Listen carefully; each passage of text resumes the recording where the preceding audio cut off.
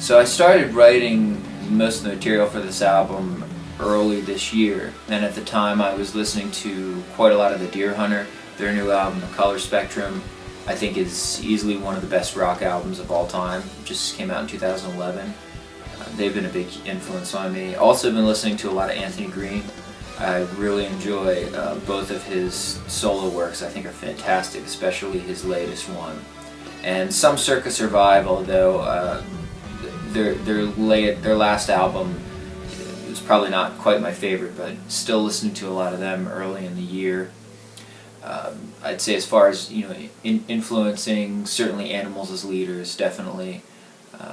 A little later on, when we really got to more of the production after writing some of the songs, we were actually tracking them and doing some of the production work on the record. I was listening to like the new Mars Volta album, which although they've caught some flack for, I really do enjoy that album quite a bit.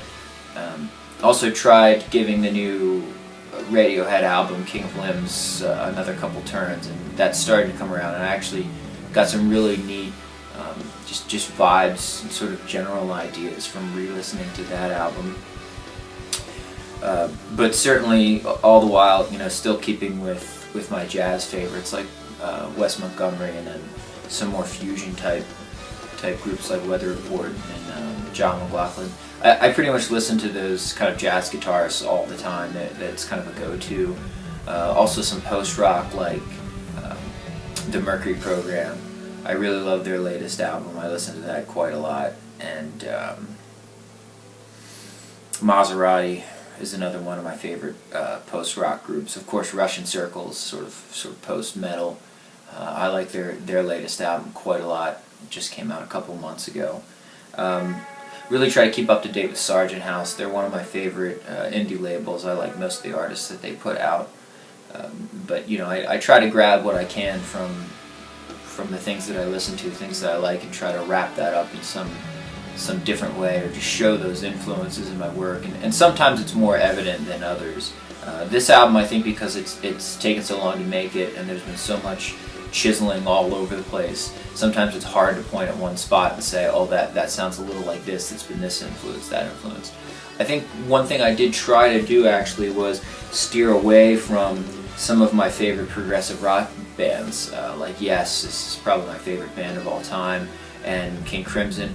I adore those groups. I really tried to actually not listen to them very much, or at least not bring that kind of energy into the album so much, just because I tend to do that quite a lot. So I was trying to grab some of the other artists that I really like and listen to, and try to grab hold and understand some of that kind of energy and bring that in, rather than just going back to my prog sort of format. I would say, even though that there's quite a lot of progressive type material on this album, this is probably the least progressive album that I've done, or certainly one of the least progressive albums that I've done.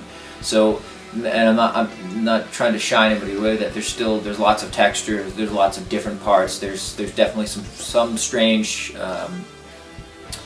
structuring, but I really tried to make a conscious effort to make something very different sounding for me, that you could still tell it was one of my records, but that it really had some different vibes to it that people weren't used to hearing from me. So.